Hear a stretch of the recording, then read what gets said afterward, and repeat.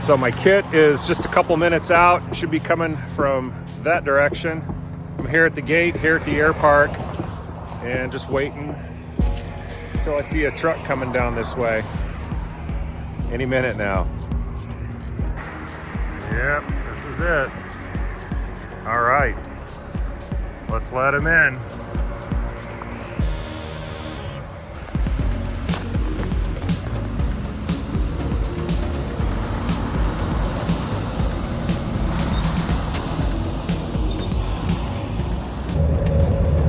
All right, escorting him to the hangar.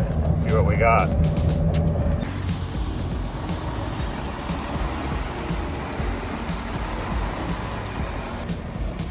Just gonna get this thing maneuvered and into the hangar it's going. I believe it's a big wooden crate and then a pallet with the fuselage, from what I've seen.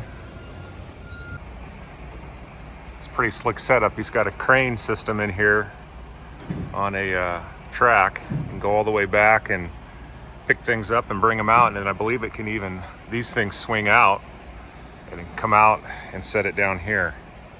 So no forklift required.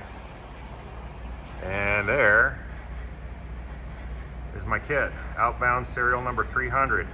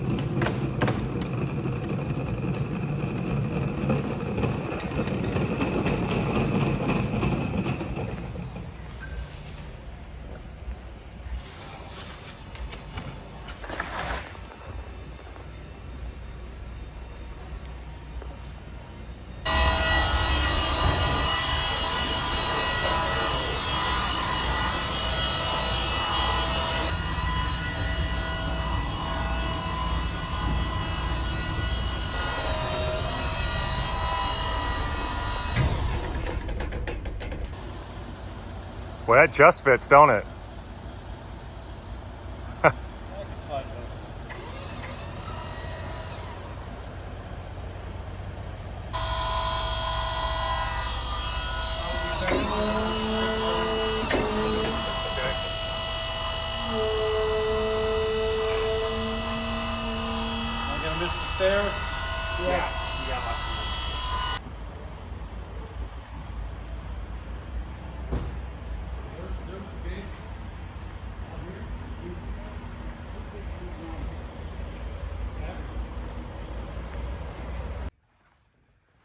Well, I got the kit in here.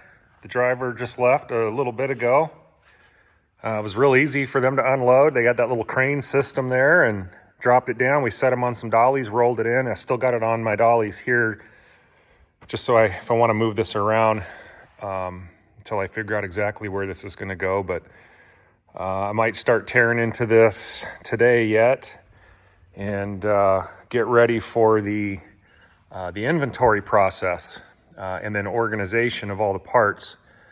I've got some racks, some steel racks, rolling racks over behind the airplane there, and I've got some bins. I'm gonna get everything out inventoried, put everything, organize it on the racks, roll everything out of the way, and kind of start a game plan on how I wanna actually get started on this. Maybe do a little bit of a little shop cleanup, get rid of a little bit of clutter I have out here from some previous things I've been doing, and kind of start fresh and let her rip.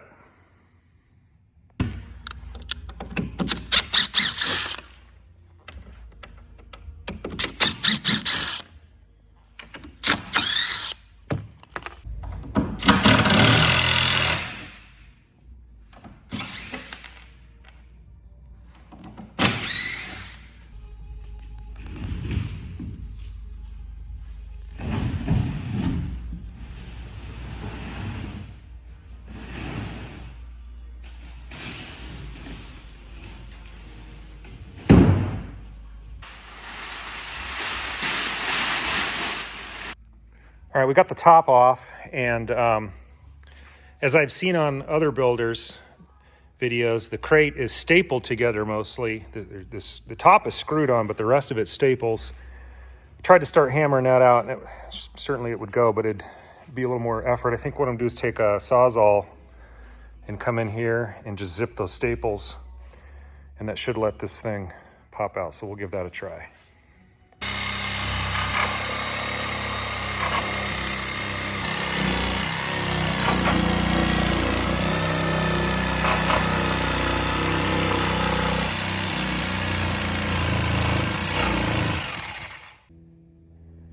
Okay, cutting those staples worked perfectly. Just ran the Sawzall down one side there, down that side, and then we just pried off this end. It came off those staples down there. So that's a really easy way to do it. You're not having to fight beating the whole crate apart.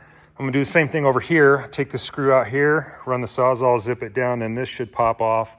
That should let me then get my wing skins out safely, and they're gonna live up under here, under my main workbench here. I've got a perfect spot for all my skins, so that's the way to do it.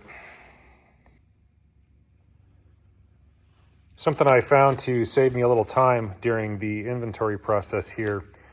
RANS sends the packing lists all together stapled as one pack, all the different kits, wing kit, fuselage kit, firewall forward kit, and so on.